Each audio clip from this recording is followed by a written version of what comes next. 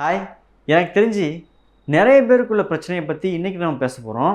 பொதுவாக ஒரு ஏஜ் கம்மியாக உள்ள பசங்கள்லாம் பார்த்தீங்கன்னா, என்ன வேலை செய்யலாம், எப்படி காசு சம்பாதிக்கலாம், எப்படி பணம் சம்பாதிக்கலாம் அப்படின்னு யோசிச்சு அதுவே அவங்களுக்கு ஒரு பெரிய பிரச்சனையாக இருக்கும்.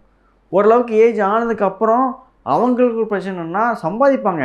ஆனால் சம்பாதிக்கிற காசு பணம் எங்கே போகுதுன்னு தெரியாமல் கஷ்டப்பட்டு இருப்பாங்க. இந்த 2 கேட்டகரி பீப்புள்ஸ் நம்ம ஊரில் அதிகமாக இருப்பாங்க. இதில் நீங்களும் இருந்தீங்கன்னா இந்த வீடியோ உங்களுக்காக தான். கடவுளுடைய கிருபை நம்ம வாழ்க்கையை எப்படி நம்ம முன்னேற்றி கொண்டு போகிறதுக்கு உதவுது அப்படிங்கிறத இந்த வீடியோவில் பேச போகிறேன். கடவுளுடைய கிருபை பற்றி நம்ம ஆதியாமத்துலேருந்து பேசி வந்துட்டுருக்கோம். அதில் இன்றைக்கி முடிக்க போகிறோம். ஆகாய புஸ்தகத்துலேருந்து கிருபையை காமிக்க போகிறேன். ஆகாய புஸ்தகம் சின்ன தீர்க்கதரிசியில் ஒரு தீர்க்கதரிசி. இந்த புஸ்தகத்தோட மெயின் கரு என்ன அப்படின்னா, அந்த ஜனங்களை உற்சாகப்படுத்தி எழுதுவார். அதாவது இஸ்ரவேல் மக்கள் அடிமையாக ஒரு நாட்டில் இருப்பாங்க. தங்களுடைய நாடு பெயரும் தங்களுடைய தேவாலயம் பேரும் அவங்களுக்கு முக்கியமான தேவாலயம் இதெல்லாம் இழந்து ஒரு நாட்டில் அடிமையாக இருக்கும்போது அந்த நாட்டு ராஜா கூட கடவுள் இடைப்பட்டு கோரேஸ் அப்படிங்கிற ராஜா மூலமாக இந்த இஸ்ரவேல் மக்களை தங்களுடைய சொந்த நாட்டுக்கு அமுச்சு வைப்பார். அதாவது இஸ்ரேல் நாட்டுக்கு அங்கே போய் தேவாலயத்தை கட்டுறதுக்கு தேவையான பொருளுதவியும் கொடுத்து அனுப்புவார். இப்படி வந்த ஜனங்கள் இந்த நாட்டில் வந்துட்டு என்ன பண்ணிட்டாங்கன்னா, தேவாலயத்தை கட்டாமல் சர்ச்சை கட்டாமல் தங்களுடைய சொந்த வீடுகளை கட்ட ஆரம்பிச்சிட்டாங்க. இதுக்கு நிறைய காரணங்கள் இருக்குது. பக்கத்து நாட்டு பிரச்சனை இருந்துச்சுது, இஸ்ரேல் மக்களுக்குள்ளே பிரச்சனை இருந்துச்சுது. குறிப்பாக என்னென்னா, அவங்களுக்குள்ள ஒரு எண்ணம் வந்துச்சு. என்னென்னா, சாலமோன்னு ஒருத்தர் இருந்தார். அவர் இஸ்ரேல் நாட்டு ராஜா 1000 வருஷத்துக்கு முன்னாடி அருமையான தேவாலயம் கட்டியிருந்தார். அதை அந்நிய நாட்டுக்காரங்க இடிச்சிட்டாங்க. இப்போ அதை மாதிரி ஒரு பிரம்மாண்டமான ஆலயம் நம்மளால் கட்ட முடியாதே அப்படிங்கிற ஒரு தாழ்வு மனப்பான்மை இருந்துச்சு. அவ்வளோ பெருசாக நம்மளால் கட்ட முடியாது, நம்ம கட்டுறது சாதாரணமாக இருக்கும். ஏன்னா அவங்க அடிமையாக இருந்து வந்த ஜனங்கள் பெருசாக காசு இருக்காது, பணம் வசதி இருக்காதனால நார்மலாக தான் கட்ட முடியும். ஆனால் இப்படி நம்ம நார்மலாக கட்டணுமா அப்படிங்கிற ஒரு குறைவான எண்ணம் இருக்கிறதுனால அவங்களால அந்த வேலையை உற்சாகமாக செய்ய முடியல. அது செய்ய முடியாதனால அவங்களால வேலையும் செய்ய முடியாமல் தேவாலயத்தையும் கட்ட முடியாமல் தங்களோட சொந்த வேலையை பார்க்க ஆரம்பிச்சிட்டாங்க. வீட்டை கட்ட ஆரம்பிச்சிட்டாங்க. வீடு கட்டுறது நல்லது, தப்பு இல்லை. ஆனால் இங்கே கடவுள் இந்த ஜனத்துக்கு ஒரு வேலையை கொடுத்து அனுப்பிச்சார். நீங்கள் இந்த நாட்டுக்கு போய் ஒரு தேவாலயத்தை கட்டுங்க, அதுக்கு தேவையான பொருளுதவியும் கொடுத்துருந்தாரு, அதுக்கு தேவையான கிருபைகளையும் பலனையும் கொடுத்து அனுப்பிச்சிருந்தாரு. இவங்க அதை பண்ணாமல் தங்களுடைய சொந்த வேலையை பார்த்து ஆரம்பிச்சிட்டாங்க. இது தப்பு. இருந்தாலும் கடவுள் அவங்களுக்கும் கிருபையாக என்ன தெரியுமா பண்ணார்? வழி விலகி போன என்ன காரியத்துக்கு அனுப்புனாரோ அதையும் மறந்து போன ஜனங்களை உற்சாகப்படுத்தி கொடுத்த வேலையை செஞ்சு முடிக்கிறதுக்கு திரும்ப அவங்களை அழைக்கிறாரு. ஏன்னா அவர் கிருபை உள்ள கடவுள். நான் முதல்ல சொன்னோம் இல்லையா, சம்பாதிச்ச பணம்லாம் எங்கேருந்தே எங்கே போகுதுன்னே தெரிய மாட்டேங்கி அப்படின்னு சில பேருக்கு பிரச்சனை இருக்குது அப்படின்னு. அதுக்கு காரணம் இந்த பைபிள் இருக்குது. நான் ஒரு வருஷம் வாசிச்சு காமிக்கிறேன். ஆகாய 1:6 இப்படி இருக்குது.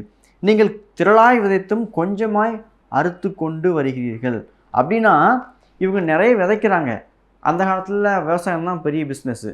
ஸோ நம்ம ஊருக்கு படி சொல்லணும் அப்படின்னா, நீங்கள் ரொம்ப கஷ்டப்பட்டு உழைக்கிறீங்க, ஆனால் பெருசாக லாபம் வர மாட்டேங்குது. கஷ்டப்பட்டு பிஸ்னஸ் பண்ணுறீங்க, ஆனால் பெருசாக லாபம் வர மாட்டேங்குது. ஏன் தெரியுமா?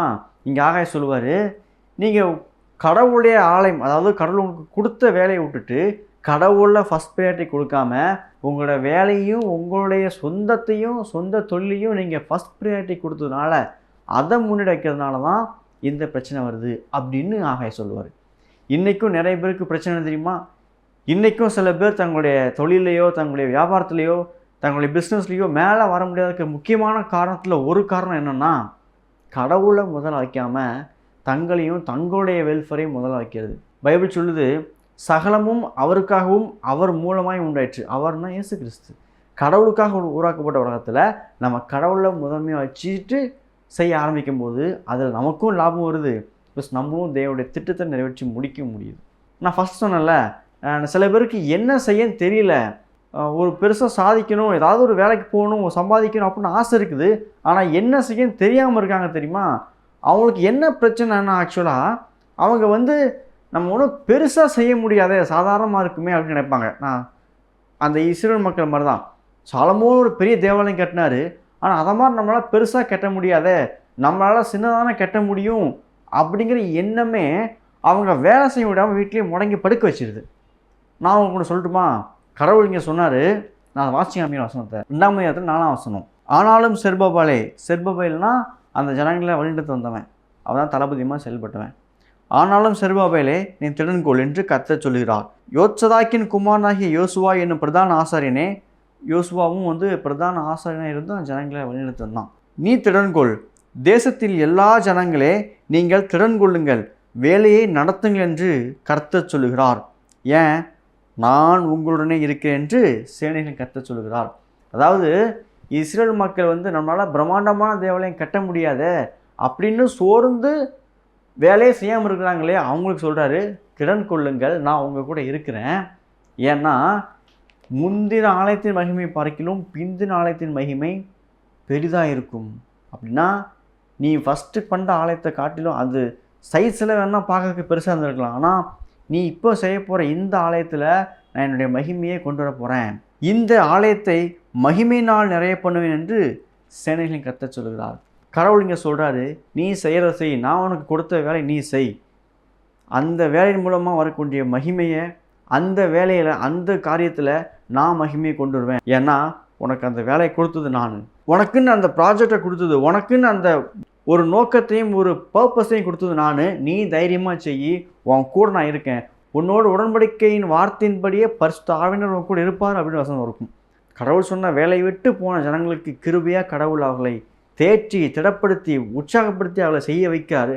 அதன் மூலமாக ஜனங்களை ஆசிர்வதிக்காரு. அந்த ஜனத்தை ஆசிர்வதிக்கிறது மூலமாக இன்றைக்கி அந்த இஸ்ரேல் மக்களை பிறந்தவர் தான் ஆண்டவராக இயேசு கிறிஸ்து. அவரை நாம் விசுவாசிக்கும் பொழுது நாமளும் இந்த தேவனுடைய கடவுளுடைய பிள்ளைகளாக மாறுறோம். நம்மளுக்கும் அந்த கிருபை கிடைக்குது. இன்றைக்கி கஷ்டப்பட்டுக்கிட்டு அடுத்து என்ன வேலை செய்யலாம், இல்லை அடுத்து வேலை செஞ்சால் பெருசாக செய்ய முடியாது, சாதிக்க முடியாது அப்படிங்கிற குழப்பத்தில் உங்கள் கூட கடவுளை பேசிக்கிட்டு இருக்காரு. கிருபையா என்ன தெரியுமா? கடவுளை ஃபஸ்ட்டாக வச்சுட்டு இன்றைக்கி நான் உன் கையில் கொடுத்துருக்குற வேலையை உண்மையாக தைரியமாக செஞ்சுட்டே இரு. நான் அது சின்ன வேலையை பெரிய வேலையெல்லாம் பார்க்காத, நான் அந்த வேலையில் உனக்கு வெற்றியை கொடுப்பேன், சக்ஸஸை கொடுப்பேன் அப்படின்னு வெள்ளியும் பொன்னையும் உடைய கடவுள் சொல்கிறாரு. தைரியமாக கடவுள் உங்களுக்கு கொடுத்த வேலையை சிறப்பாக செஞ்சு முடிங்க. இன்றைக்கி உங்கள் கையில் என்ன இருக்குதோ அதுக்கு உண்மையாக செய்யுங்க. எல்லாற்றையும் ஆளுகின்ற கடவுள் உங்களோடு இருக்கார். அவர் ஒருபோதும் உங்களை தலைகுனிய விட மாட்டார். ஏன்னா அவர் கிருபை உள்ளவர், அவர் உங்களை நேசிக்கிறார். பாய்.